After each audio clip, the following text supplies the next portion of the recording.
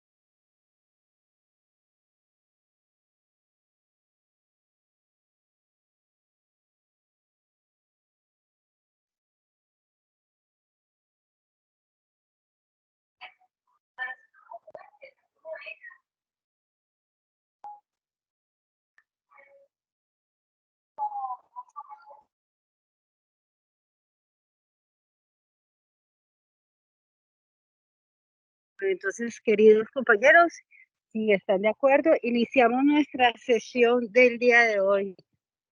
Doctor Carlos Esteves, quiero compartirles un poco de quién es nuestro invitado de hoy. El doctor Carlos Esteves, Carlos Manuel Esteves Bretón.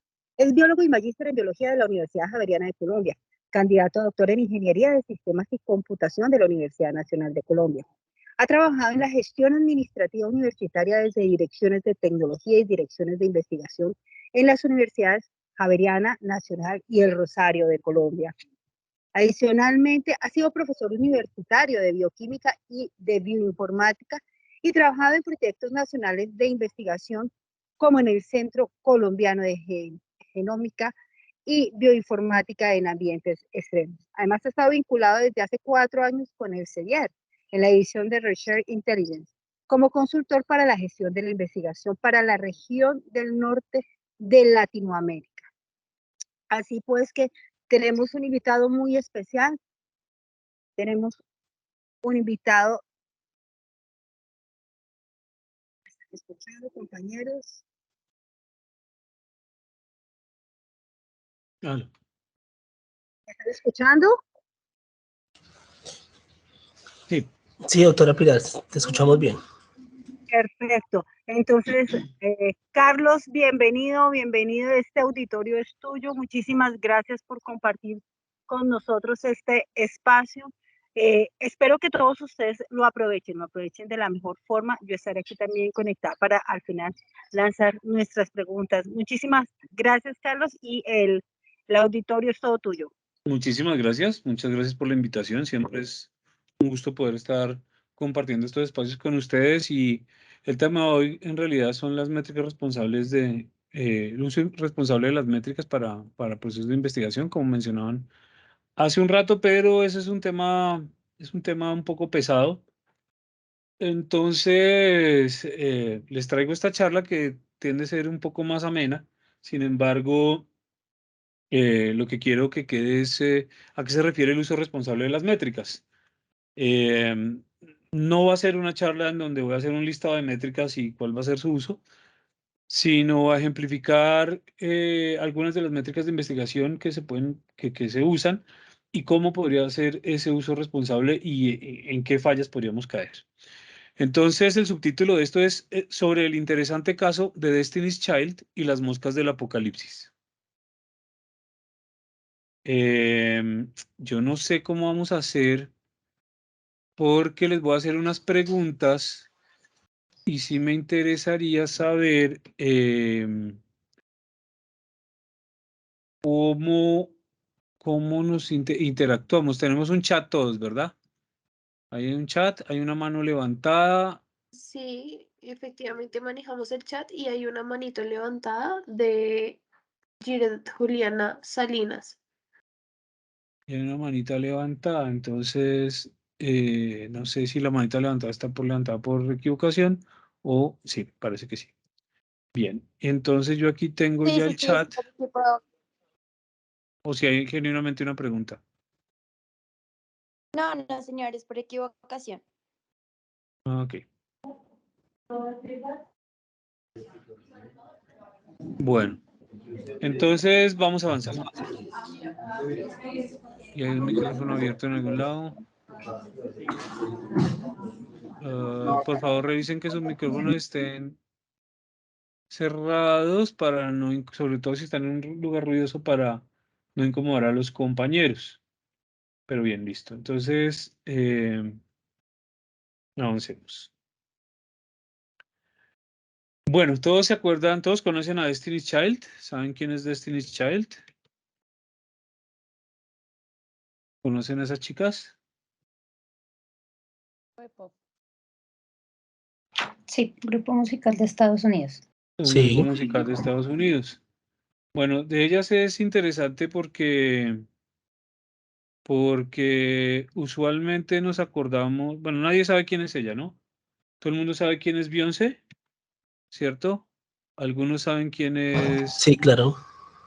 algunos saben quién es Kelly Rowland, pero nadie se acuerda de esta pobre mujer. Entonces, bueno, eso no importa hoy. Lo importante es, bueno, ¿se acuerdan de Kelly Rowland? Ellas se separaron en un momento de la vida y pues Beyoncé hizo su carrera en solitario, al igual que Kelly Rowland. Lo que pasa es que pues una fue más exitosa que la otra. ¿Y, y por qué viene este caso? Porque es importante. Porque Kelly Rowland nos ejemplifica en uno de sus videos una situación que es muy importante. Ojalá reproduzca el audio. Yo esperaría que sí, pero si no, ustedes se lo imaginan porque es la canción de ella, pues, por supuesto. En todo caso, voy a subir el volumen a esto al máximo. Miren con cuidado.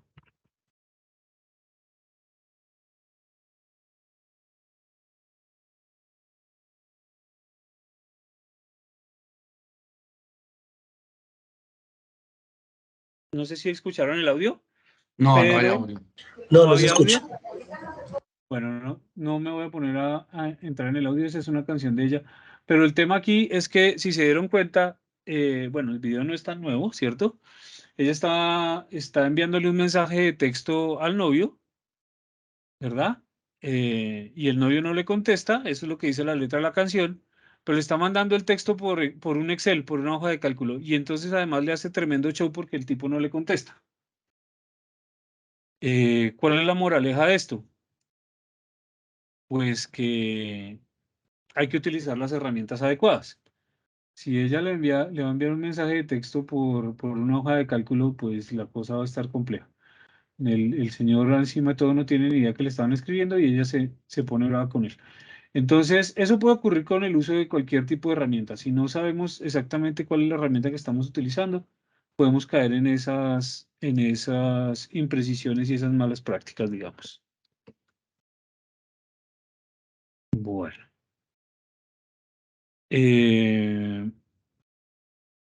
Entonces, ¿qué vamos a ver el día de hoy? El impacto normalizado por campo. Allí vamos a ver, perdónme un segundo que algo pasó con el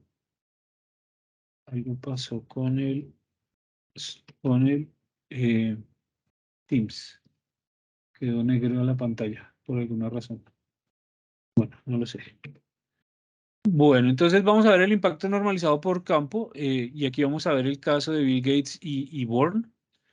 Los índices H, edición Celebrities, la ley de Goddard, una vista al pasado y finalmente vamos a terminar con el caso de las moscas del apocalipsis. Entonces, el impacto de citación normalizado por campo, esta es una métrica que es el FWCI y vamos a ver el efecto Bill Gates y el caso Born. Entonces, ¿a qué se refiere el impacto de citas normalizado por campo? Esto tiene que ver con el número de citas, el FWCI, el Field Weighted Citation Index, nos indica cómo un número de citas recibidas por una publicación se comporta con la media de las citas recibidas, se compara con la media de las citas recibidas por publicaciones similares en el universo de datos de Scopus. Es decir, el FWCI es una métrica que nos pondera las citas por documentos similares. ¿Qué son documentos similares? Son los que tienen el mismo tiempo de publicación, el mismo tipo de documento, son de la misma área del conocimiento y eso está ejemplificado por o más bien categorizado por las categorías, por las clasificaciones ASJC, que significa All Science Journal Classification. Creo que todos ustedes conocen eso. Si no, apunten con su celular a este código QR que los va a llevar a las categorías de ASJC. Allí vamos a ver en qué consisten esas categorías. Entonces, esto es una medida de citación, de impacto de citación ponderado.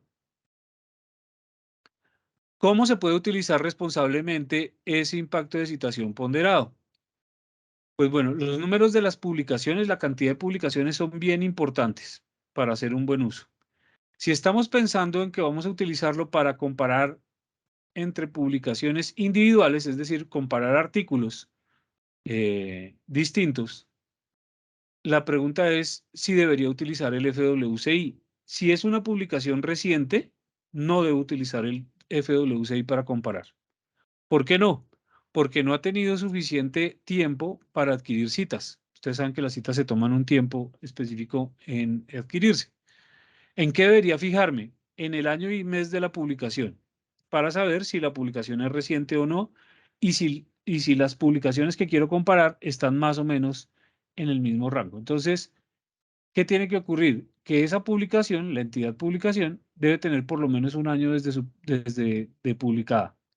Si tiene un año de publicada, pues entonces yo podría pensar en poder utilizarla. Y si tiene un año de publicada, tengo que fijarme cuáles son los meses de publicación de esos documentos que quiero comparar. Bien. ¿Cómo se puede utilizar responsablemente?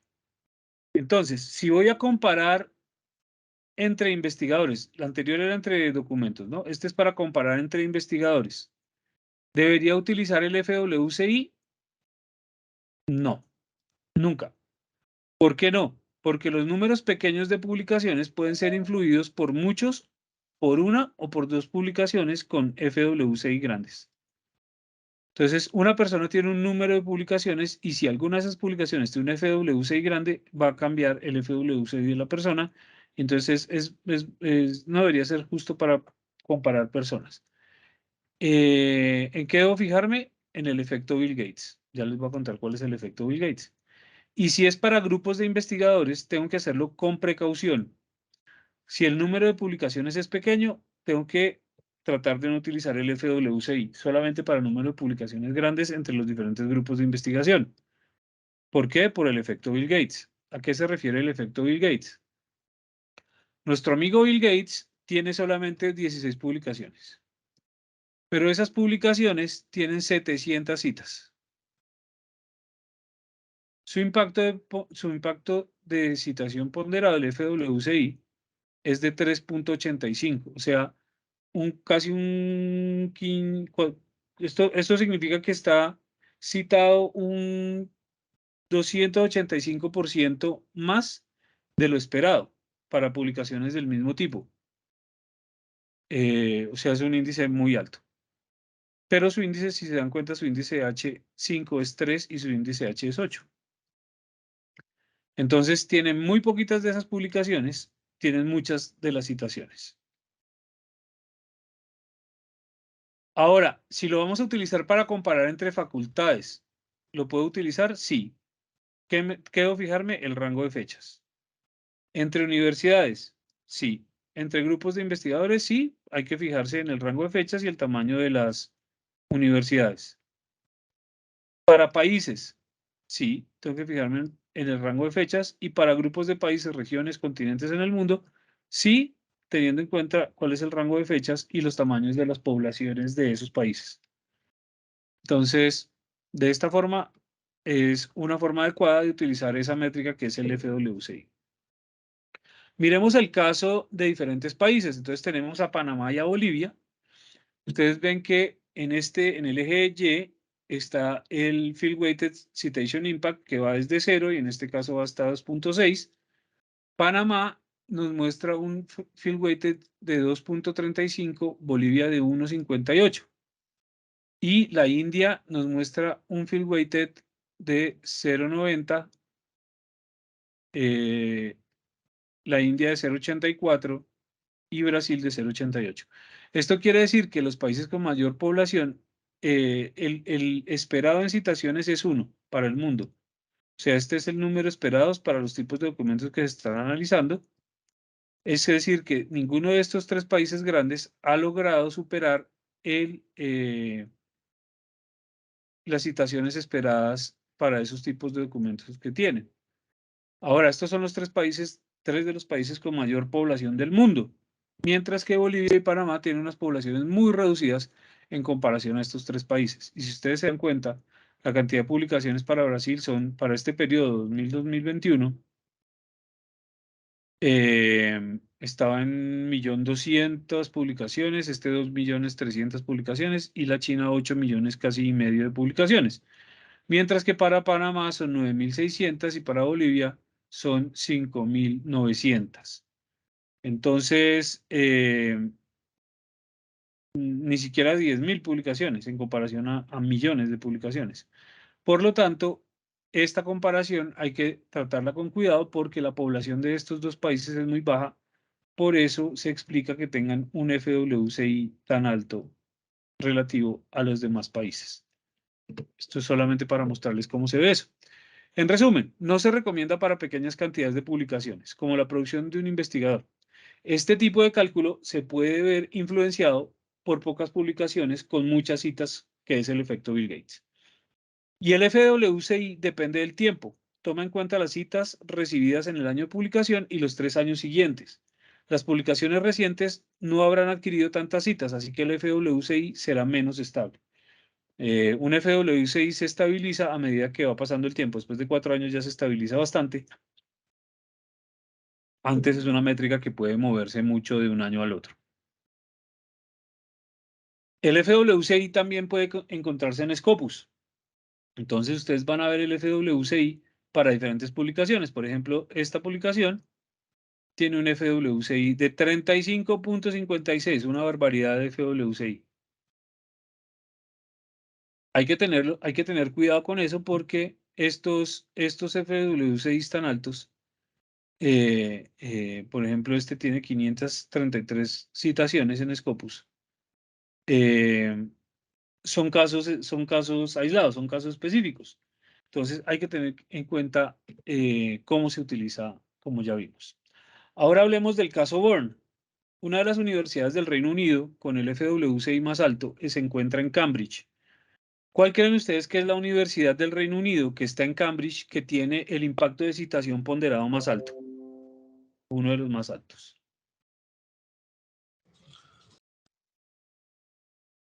Uno de los más altos.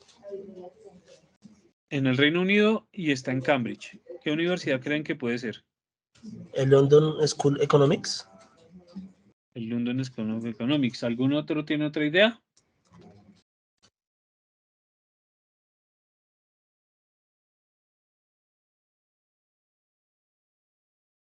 ¿Alguien tiene otra idea al respecto? Pues la misma Universidad de Cambridge. La misma Universidad de Cambridge, pensaría uno, ¿no? Bueno, les cuento que es la Universidad de Anglia Ruskin. Se llama Universidad de Anglia Ruskin. Les voy a mostrar cómo se ve esto. La Universidad de Anglia Ruskin tiene un FWCI de 2.6.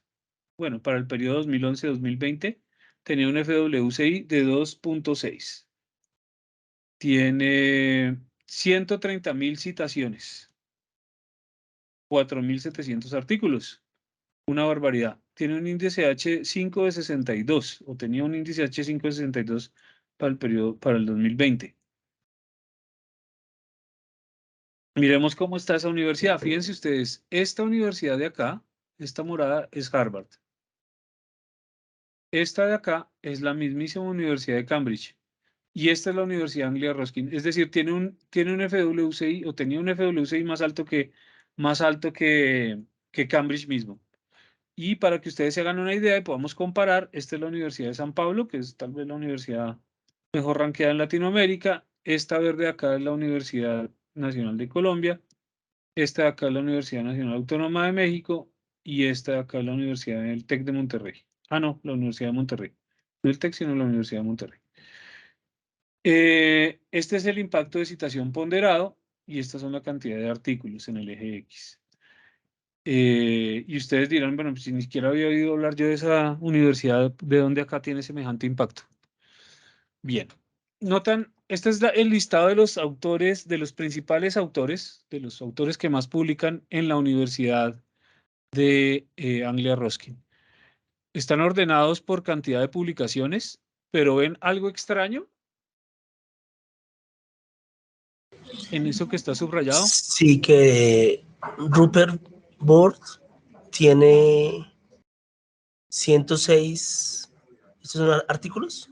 Sí. Artículos, y esos artículos en 2020 tienen 61.042 citaciones, que es la más alta. 61.000 citas tiene el señor Bourne. Sí. Eso es una barbaridad, ¿cierto? Es una barbaridad. Ni siquiera es el autor que más publica, pero es el autor con más citaciones. 61.000 citas tiene el señor Bourne. Estas son las publicaciones de Rupert Bourne. Algunas de sus publicaciones para que ustedes las vean. Entonces, y miren, no es que tenga un solo artículo con miles de citas, tiene varios artículos con miles de citas. Entonces, este no es Jason Bourne, sino Rupert Bourne, ¿no? Sí, parecido. ¿Qué pasa si eliminamos al señor? ¿Qué pasa si eliminamos al señor Bourne? Miren qué pasa con el FWCI de la universidad. En rojo, en rosado, está la universidad con Bourne, y si eliminamos al señor Bourne, es la línea morada. O sea, la universidad no existe. La universidad se va al piso. ¿Por qué? Porque este señor tiene una cantidad de citas brutales. Entonces, hay que ser muy conscientes de que las métricas hay que trabajarlas con cuidado y hay que mirar todo este tipo de aspectos. El solo valor de la métrica nos puede estar indicando una cosa que no es cercana a la realidad. Entonces, pues claro, este es un caso extremo, pero es importante traerlo en cuenta. Ahora vamos a hablar del índice H edición Celebrities. Y aquí entre las celebrities los invito a que piensen no solamente en actores y cantantes, o músicos, sino también en políticos, que también están dentro de las celebridades. Y vamos a ver el índice H edición Celebrities, a ver qué tal están ustedes de cultura general. Esto está facilísimo. Creo que cualquiera puede contestar este quiz. Entonces, el quiz es muy fácil. Les voy a dar 2 títulos de artículos científicos y ustedes me van a decir quién creen que fue el autor.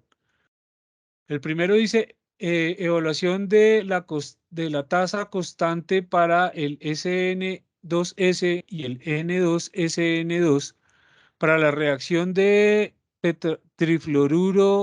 trifluorato de carbono, bueno, no sé qué, una reacción ahí complicada, en la fase de gases.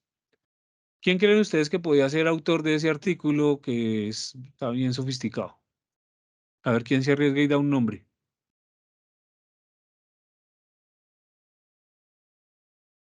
Cualquiera, no importa. Yo es que me quedé sin chat, ya no veo el chat. ¿Me puedo traer esta ventana? Bueno, tuvo que ser un químico necesariamente. Un químico, sí señor. Bueno, eso ya nos da una luz en el camino. Un premio Nobel de Medicina, un premio Nobel de Física, de Química. Premio Nobel de Física, de Medicina. Bueno, les voy a mostrar quién es. ¿Saben quién es? Angela Merkel, Angela Merkel, la canciller alemana. la ex canciller alemana. Es canciller, sí. Y ahora tenemos otro artículo. Un modelo mejorado de la emisión infrarroja de la nube de polvo zodiacal, cometal y asteroidal y el polvo interestelar. Estelar. ¿Quién puede ser el autor de eso? Aquí Iván Además Ricardo dice cumplió- que doctor Brian May. Sí, señor, Brian May, el músico, que estaba de cumpleaños ayer o antes de ayer, ¿no? Sí, El guitarrista de Queen, uno de los guitarristas en su de Queen. momento dijeron que era el guitarrista, el mejor guitarrista del mundo. Entonces, ese es un artículo del señor Brian May. Muy bien, que estuvo muy bien ese quiz, le pegaron a una, muy bien. ¿Él es astrofísico? Me Es imagino. astrofísico. Ahora más difícil. Cortical correlates of affective versus linguistic prosody. Un estudio de resonancia magnética funcional. La correlación cortical del afecto contra la prosodia lingüística, un estudio de resonancia magnética funcional. Y pueden ir pensando en el otro. La responsabilidad de los crímenes de guerra antes de las Cortes Nacionales en Croacia. El primero, ¿tienen alguna idea de quién puede ser? Natalie Portman. Natalie ¿No? Portman. Es Majin Bialik. ¿Saben quién es Majin Bialik? Ay, sí. Sí, La es novia de Sheldon Teoría. Cooper. sí, una actriz. La novia de Sherlock. La novia de Sí. Sheldon Cooper. De Big Bang Theory. O sea, ella es doctora de verdad. Mm. ¿Y el segundo artículo, tienen alguna idea? Pues Es el Vladimir segundo Putin no artículo. es. Vladimir es- Putin no es. No es. Ivo Josipovic, el presidente de Croacia en 2010, escribió ese artículo. Y ahora es más difícil para Super Geeks. Este es más difícil. Trayendo el impresionismo a la vida con transferencia a estilo neural en ComSwim. No sé qué es ComSwim. Y orientaciones políticas, las orientaciones políticas están correlacionadas con la estructura del cerebro en adultos jóvenes. Suena muy neurológico, ¿no? Muy neuro. Kristen Stewart, ¿saben quién es? Sí, claro. La vampirita, ¿no? Sí. Y el otro es Colin Firth, Actor inglés. actor inglés, El del discurso. el del discurso del rey. Bueno, estos señores tienen estos índices H. Entonces ustedes ven que Brian May, Kristen Stewart, Phil Collins, Bialin Magic tienen un índice H de 1. Ivo Josipovic tiene un índice H de 2, Angela Merkel de 4 Y estas figuras que seguramente son mucho más conocidas, que son Neil deGrasse Tyson, el físico, el de Cosmos, la nueva edición, y Peter Higgs, el mismísimo del bosón de Higgs, de la partícula de Dios, tiene un índice H de 9. Entonces, para que ustedes se hagan una idea cómo se distribuye el índice H, es muy complicado tener índices H muy altos. Es muy difícil por la forma en que está construido. Pero además de eso, los índices de H tienen variaciones por área disciplinar. Entonces, lo que les estoy mostrando acá es el promedio del índice H para los 500 investigadores más prolíficos entre 2009 y 2019 y están divididos por áreas del conocimiento. Entonces, este es el valor del índice H, ¿cierto? Para los investigadores más prolíficos. Entonces, fíjense ustedes cómo el índice H, esta curva está mal hecha. Esto está equivocado los valores. Pero las gráficas, las barras sí están bien. Lo que quieren mostrar es que diferentes áreas de conocimiento tienen diferentes valores de índice H promedio. Y entonces, física y astronomía son los valores de índice H más altos, mientras, por ejemplo, para artes visuales y artes, ¿cómo se llama eso? Las que no son plásticas, las otras artes que no son plásticas y artes visuales, es el promedio más bajo, matemáticas, ciencias de computación, química y tal. ¿Por qué les muestro esto? Pues porque cuando uno va a comparar investigadores de diferentes áreas de conocimiento, hay que ser cuidadoso en que no se debe hacer con el índice H, porque las citaciones esperadas son diferentes. Entonces, para procesos de comparación entre investigadores de diferentes áreas del conocimiento, no es una buena práctica utilizar el índice H. Ahora díganme ustedes qué creen ustedes que tiene en común estos dos investigadores. El investigador A tiene 709 publicaciones, 50.700 citas colectadas en esas 709 publicaciones, es del área de medicina y esto está colectado con información desde 1990, publicaciones del 90 al 2020. Mientras el investigador B tiene 1.300 publicaciones, o sea, más publicaciones que el investigador A, tiene también más citas que el investigador A, tiene 62.000 citas en vez de 50.000, es del área de física y además la producción es solamente desde el 95 hasta el, bueno, solamente no, del 95 al 2016. ¿Qué creen ustedes que tienen estos dos investigadores en común? Que parecería que nada tienen en común. La línea de tiempo está más o menos parecida a la línea de tiempo entre uno y otro. El índice H. Ah, ok. Ambos investigadores tienen un índice H de 107. Entonces, fíjense que esto, comparar dos investigadores, ¿cómo voy a poder yo saber solo con el índice H el desempeño de un investigador? Es imposible. De ninguna manera puedo yo comparar una persona de medicina con 709 publicaciones con uno de física con 1.300 publicaciones, solamente por el índice H. Entonces, esto les ejemplifica claramente cómo diferentes desempeños de investigación, muy diferentes carreras de investigación, con diferentes indicadores de investigación, tienen el mismo índice H. Por eso hay que ser muy cuidadosos cuando se utiliza el índice H en investigadores de diferentes áreas. O en entidades de diferentes áreas, no solamente investigadores. Revistas, facultades. Hay que ser cuidadosos en esto. Ahora, una pregunta que es común. ¿Por qué es diferente el índice H en Scopus y en Ceibal? Scopus se actualiza todos los días, cada 24 horas, mientras Ceibal se actualiza cada 2 semanas. Entonces, algunas publicaciones y citas nuevas tal vez no hayan sido añadidas a Ceibal y eso puede afectar el índice H antes que se refleje esa métrica en Ceibal. Entonces, hay que fijarse muy bien que cuando yo esté haciendo cuando esté utilizando Ceibal para extraer los índices H, cuál es la fecha de la colecta de datos o utilizar un rango en el cual ya no tenga esa duda de documentos recientes que hayan sido citados recientemente.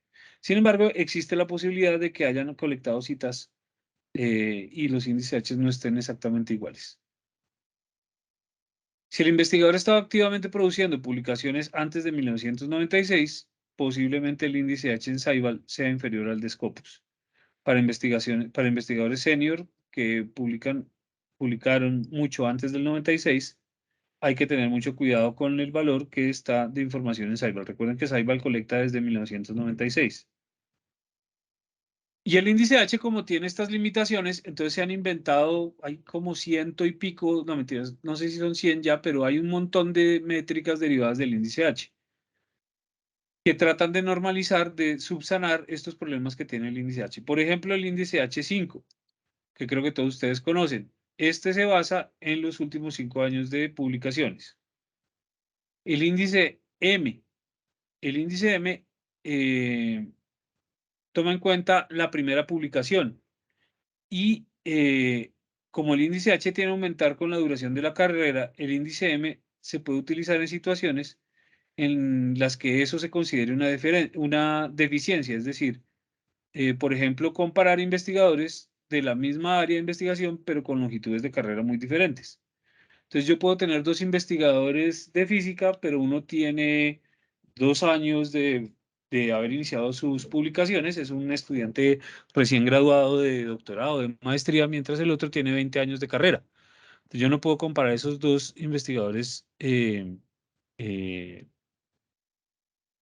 con un índice H crudo porque estaría cometiendo una injusticia. Y existe otro, solo por traerles a colación que es el índice G. Estos índices los tienen ustedes, estas métricas las tienen ustedes en Ceibal, ¿no? Por si nunca las habían visto, en Ceibal los tienen y pueden utilizarlas. Hace hincapié en los documentos más citados del conjunto de datos, entonces también hace una ponderación adicional en las publicaciones que tienen más citación y nos elimina un poco el efecto Bill Gates. Entonces es bien importante ese índice G. Habría que aplicárselo al señor Born a ver si se le normaliza ese índice H. Y el índice H siempre va a ser igual o mayor que el índice G, perdón, siempre va a ser igual o mayor que el índice H, porque normaliza las citas. Bueno, y entonces la ley de Goddard, que yo creo que muchos de ustedes han oído hablar de la ley de Goddard, ¿no? Pero antes de hablar de la ley de Goddard, hay que tener en cuenta qué son las citas. Hay que preguntarse qué es una cita y qué es lo que estamos contando realmente en una cita. Cuando uno cuenta una cita, puede estar contando muchas cosas. Hay una ontología de citas, esta que ustedes ven acá. Es una ontología que se hizo una ontología informática que se construyó para dar cuenta de todos los significados que tiene una citación. Entonces miren un poco de lo que es una cita o de lo que puede ser una cita. Una cita puede estar de acuerdo con algo. Una cita como autoridad. Entonces yo cito porque la persona que estoy citando es una autoridad. Se puede citar como una fuente de datos, se puede citar como evidencia, se puede citar como un metadato, se puede citar como una solución posible, como una recomendación para lectura, como citas de un documento fuente, como parodia, como yo puedo citar para refutarlo. O sea, no siempre son cosas positivas. Yo puedo citar a alguien para decir este artículo es una porquería, estos resultados no son ciertos. Yo puedo citar para retractar, para replicar, puedo citar para ridiculizar. Entonces, las citas pueden ser muchas cosas. Y cuando nosotros contamos citas, no sabemos cuál es el significado de lo que estamos contando. Entonces, esto nos hace pensar en que tenemos una contradicción en la investigación, ¿no? Que intenta medir el impacto basado en citas. Y esto nos da una perspectiva indirecta de lo que queremos medir, de lo que estamos midiendo en realidad. Entonces hay que tener mucho cuidado porque hoy en día no entendemos, no todo el mundo entiende como el impacto de la cantidad de citas por documentos. Hoy día ya sabemos que no es así. Y el peligro es que convirtamos una métrica, como por ejemplo el conteo de citaciones, o como por ejemplo el índice H, o como por ejemplo el FWCI, en un objetivo en vez de de ser una buena medida. Entonces, si yo lo que establezco es que tengo que llegar a un FWCI de 14, por decir alguna cosa, eso se me vuelve un objetivo. O tengo que tener un índice H de 25, o de 12, o de 14. Eso se me vuelve un objetivo. Y entonces empiezan a pasar cosas que no deberían pasar. Cuando una métrica se vuelve un objetivo, veamos este ejemplo. Javier es médico y los jefes del hospital le dijeron a todos los médicos que querían 200 operaciones exitosas por médico cada 3 meses. Entonces les pusieron la métrica como objetivo. Y entonces, ¿qué hizo Javier? Javier ahora solo hace operaciones de amígdalas, que son un montón, son re fáciles y casi nunca se complican. Entonces, él ahora cumple la métrica solamente operando amígdalas. ¿En detrimento de qué? Pues del sistema de salud que necesita un médico bueno que haga otro tipo de operaciones, pero él se va a dedicar solamente a cumplir con la métrica. Otro ejemplo. Josefa trabaja en la policía de tránsito y los jefes le ponen como objetivo recaudar un monto mínimo de dinero en multas. Entonces, ¿qué hace Josefa ahora? Se dedica a hacer rondas, tanto a pie como en patrulla, por zonas de parquímetros, en donde hay parquímetros, así como en las vías primarias y en zonas de alto poder adquisitivo, en donde la gente tiene mucha plata. Con eso, ella cumple con el objetivo de recaudar ese monto mínimo de dinero en multas. Y en Colombia tenemos unos ejemplos nefastos de poner métricas como objetivos, ¿no? Bastante mucho más complicados que estos dos que traje aquí, pero pues no voy a hacer mención de eso. Entonces, nunca hay que establecer una métrica sin pensar antes qué se quiere medir y por qué es importante. Los procesos de evaluación deben permitir cambios, flexibilidad, innovación. Hay que permitir que fallen. No es lo mismo que las métricas. Las métricas son herramientas, las herramientas para evaluar. Entonces, una cosa es un proceso de evaluación y otra cosa es una métrica para la evaluación. Y hay que depender de la discreción humana, porque los humanos hacemos cosas raras, entonces eso se le puede uno salir de las manos. Y debemos entender que ninguna métrica es inmune a la ley de Goodhart. Ya lo sabemos, de la forma negativa en Colombia tenemos clarísimo eso. Entonces, gracias al profesor Ian Rowlands del Colegio Real del Colegio del Rey de Londres, vamos a poder aplicar un espejo retrovisor al tema de las métricas y el factor de impacto, para poder ver esto con muchísima más claridad. ¿Por qué gracias al profesor? Pues porque nos prestó su Web of Science para mirar el factor de impacto. Ustedes saben perfectamente que el factor de impacto no lo genera ni lo produce el Sevier, por lo tanto yo no tengo acceso a estas métricas, pero entonces el profesor nos hizo el favor de mostrarnos esto. Y entonces, aquí lo que tenemos es para el 2016 la media del factor de impacto de revistas en diferentes áreas del conocimiento. Y aquí podemos ver cómo, por ejemplo, el factor de impacto para historia es 1, la media es 1, que es menos de 0.5, mientras que para ciencias multidisciplinares casi es de 7 el factor de impacto. Pero dependiendo del área del conocimiento, esa medida cambia. Otra forma más de ejemplificar cómo estas métricas de factor de impacto son sensibles a las áreas del conocimiento. Entonces, no podemos comparar por áreas del conocimiento entre diferentes áreas del conocimiento con una métrica como el factor de impacto que no normaliza. Pero también esto tiene que ver con aspectos diferentes epistemológicos de las métricas. Uno de ellos es las diferencias en la acumulación de citas. Y aquí tenemos esta gráfica en donde genética está de amarillo, las barras de amarilla son en el área de genética y las barras naranjas son en matemáticas. Entonces fijémonos acá. En genética, la maduración de las citas ocurrió a los 3 años y después empieza a caer el número de citas. No quiere decir que no colecte más, pero la mayor cantidad de citas por año ocurre en los, digamos, tercero, cuarto y quinto año. Mientras en matemáticas la tendencia es diferente. Y fíjense todo lo que se demora en lograr la madurez de citaciones. Entonces, cuando estamos hablando de factor de impacto, el factor de impacto está mirando los dos años siguientes a la publicación, en donde para genética seguramente los números serán muy altos, pero para matemáticas serán muy bajitos. ¿Por qué? Porque la métrica de factor de impacto solo colecta citas de los 2 años posteriores a la publicación. Entonces, eso es importante que lo tengamos en cuenta. Entonces, miremos las diferencias en métricas para revistas. Estas son métricas para revistas. Entonces, fíjense, Sitescore, que es el que está en Scopus, ¿cierto? El Sitescore está en Scopus, ¿está normalizado? No, no es una métrica normalizada. Tipos con Y, qué mal. Todos indexados por Scopus.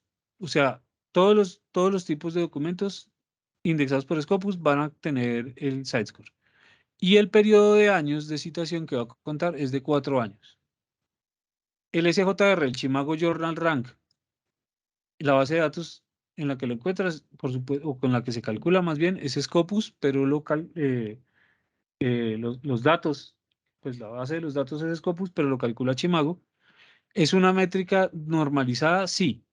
¿Qué tipos de documentos? Artículos, reviews, short surveys y conference papers. Lo calcula para 3 años. Es decir, que con esta métrica sí puedo comparar entre diferentes áreas. El SNP, Single Impact per Paper, la base de información es Scopus, está normalizada y lo hace para artículos y para reviews. 3 años de citación, al igual que Chimago. El factor de impacto. El factor de impacto es una métrica específica, no es un genérico. O sea, cuando yo digo factor de impacto, es una métrica específica. Es como decir Fanta naranja. Yo no puedo decir factor de impacto y estar hablando, por ejemplo, de Chimago. Es como decirle Coca-Cola a todas las bebidas gaseosas, digamos. Pero como es la más antigua, la gente habla del factor de impacto como si fuera un genérico y no es una métrica específica. ¿Quién la produce? Web of Science. No está normalizada. Calcula esto para artículos de revisiones y papers de proceedings y solamente por 2 años de citación. Y Web of Science, como se dio cuenta que esta métrica colectaba, pues porque es histórica, colectaba muy poquitos años, entonces construyó esta métrica que se llama Leigen Factor, que está normalizada y que calcula para artículos, revisiones y artículos de conferencias. Ahora vamos a tratar el tema de las moscas, de la mosca del apocalipsis. ¿Por qué es importante la mosca del apocalipsis? En la bibliometría existen unos números raros que están guiados por eventos extraños. Eso pasa en bibliometría.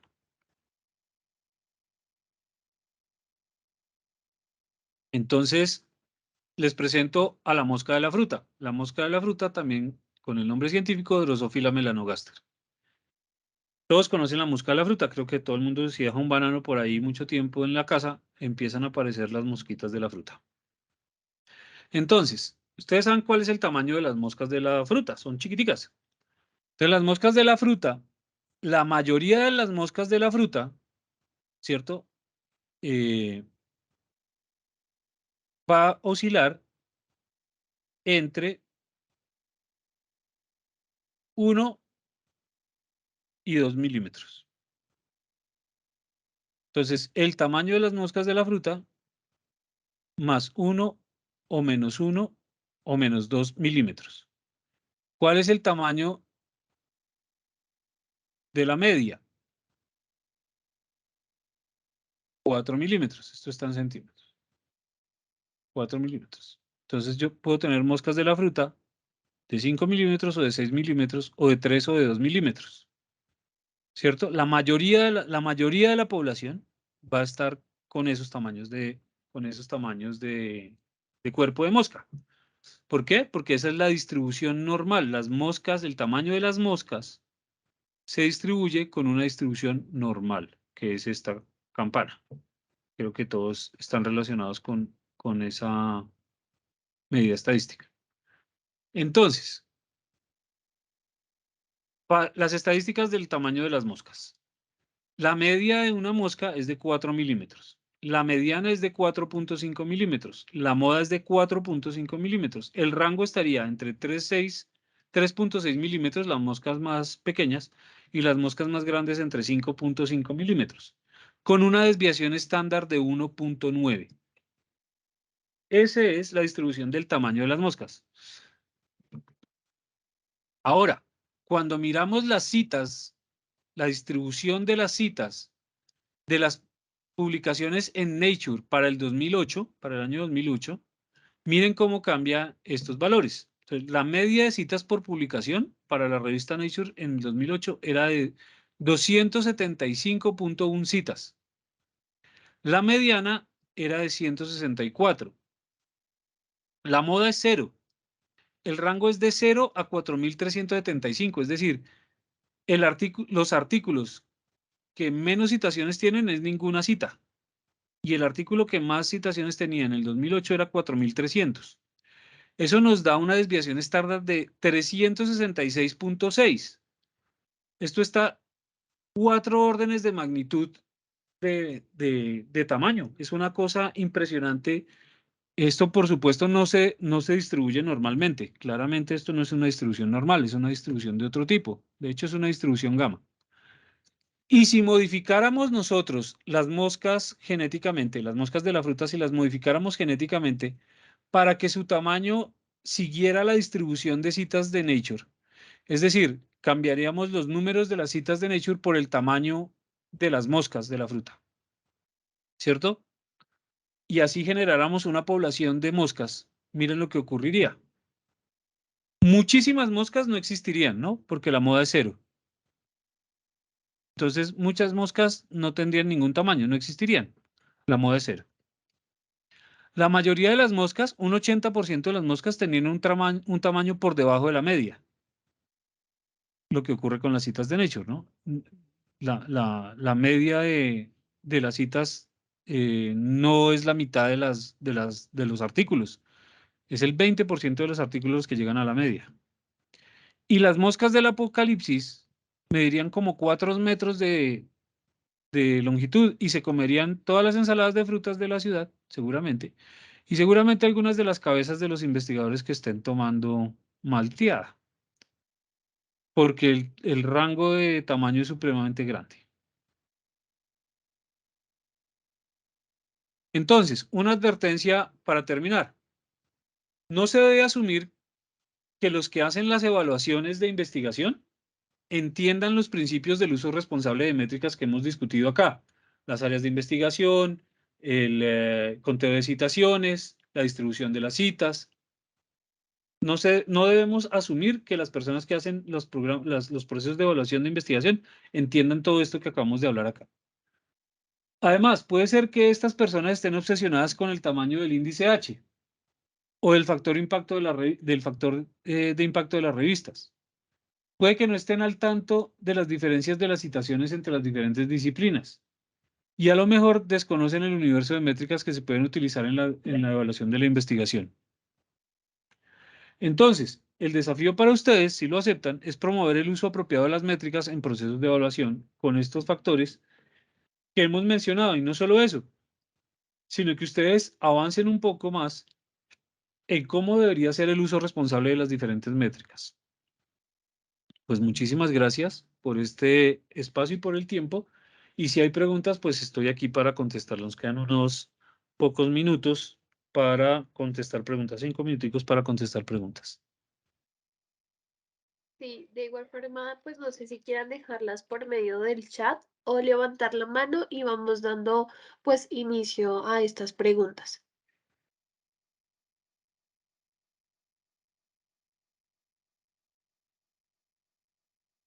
Estoy pendiente de Doctor Esteves, tengo una pregunta.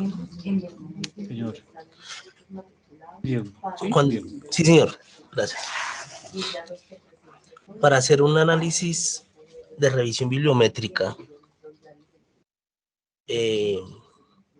sobre un tema de investigación. Hay una particularidad, es que en Scopus saca una información, en WOS saca otra información, son bases de datos diferentes, ¿sí? Sí. Y cuando lo voy a hacer por la herramienta de WOS Viewer, me saca otra información. Son las redes neuronales para poder hacer el análisis bibliométrico. Desde su experiencia, ¿cuál es la mejor estrategia para poder realizar un análisis, un artículo un análisis de revisión bibliométrica más acertado, teniendo en cuenta que son bases de datos diferentes, ¿no? Pues es que son bases de datos diferentes. Usted lo acaba de decir. Entonces tienen criterios distintos Eso es como si usted quisiera comparar, ahora que acabamos de salir de elecciones, la encuesta de Guarumen con la encuesta del Fondo Nacional de Consultoría. No son Sí. comparables. No son comparables porque utilizan métodos diferentes y utilizan muestreos diferentes. Entonces, si usted va a hacer comparación de dos bases de datos, le toca hacer el análisis para cada base de datos por separado. O le tocaría hacer cada base de datos por separado y discutir y comparar, pero sobre los resultados de los análisis. Es que ni siquiera le sirve solamente los artículos que sean similares, los artículos que estén compartidos en los dos. Porque como son bases de datos distintas, el Claro. conteo de citaciones le va a dar diferente. Sí. Sí, cuando uno lo hace, por ejemplo, si voy a buscar una palabra, no sé, cadena de suministro, logística, y con ecuaciones de búsqueda en Scopus, los resultados son diferentes y si los voy a buscar en WOS, los resultados son diferentes. En unas me pueden salir 500,000 resultados de artículos con esa palabra clave y en otros me pueden salir 8,000. La diferencia es grandísima. Recuerde usted que WOS es una base, mejor dicho, no voy a hablar de WOS, voy a hablar de Scopus. Scopus es una base de datos global. Sí.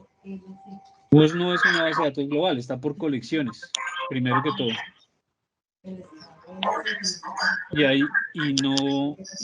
Incluso hay unas regiones que no están en las colecciones de WOS. Por favor, cierren el micrófono para poder escuchar. Todo lo que piensas en ropa. ¿Qué dejó? Aquí está, ya la pillé. Listo. Entonces, son dos bases distintas, son dos sistemas de información diferentes que no van a tener el mismo conteo de citas porque no es la misma cantidad de cosas. Es como decir que usted va a comparar el análisis de la cantidad de colombinas que se comen en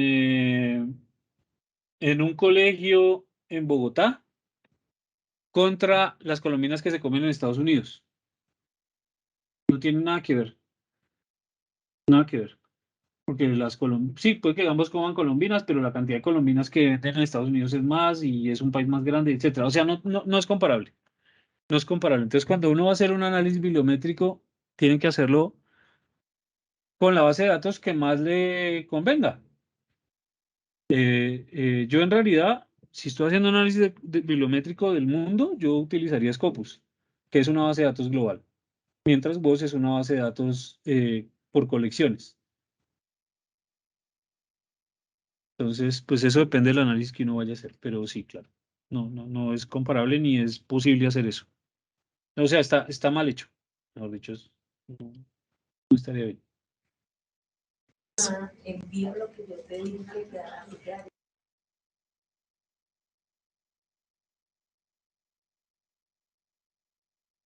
Bueno, Aquí hay una bueno, pregunta de sí, Natalia. ¿Qué hay una consecuencias implicaría realizar un índice de métrica de investigación en un proyecto de alto riesgo e innovador independientemente del campo del conocimiento y saber si esos datos son viables?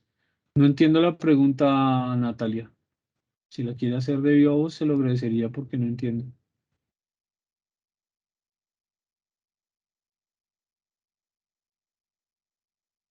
bueno, no sé si hay otra persona que quiera hacer alguna otra pregunta.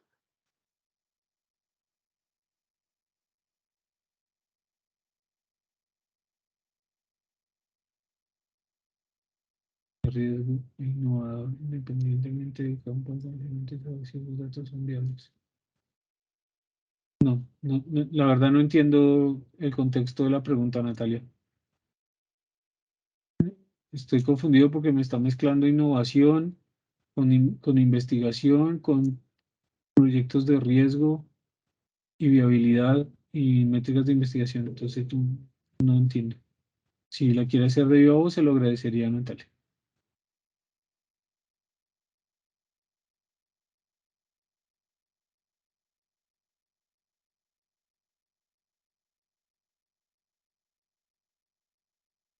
Bueno, pues son las 12 y 1 Sí. y 2. Entonces yo creo que no vamos a abusar del tiempo de almuerzo de la gente. Bueno, Y esa sí, es ya es con la verdad. noticia. Muchísimas gracias, Carlos, por estar invitado en nuestra charla. Como tal, muchísimas gracias a todos por asistir. Y de nada, de igual forma, pues espero que haya sido pues de mucha ayuda para todos los que estuvimos en esta conversación. Bueno, no siendo más, muchísimas gracias. Gracias, Carlos, por todo, por tu presentación. Que tengan un excelente resto de tarde y un buen fin de semana. Hasta Que luego. descansen. Hasta Muchas luego. gracias, muy amable. Gracias. Feliz tarde para Que estén bien, todos. hasta luego. Muchas gracias. Muchas gracias. Muchas gracias. Muchas gracias, feliz tarde.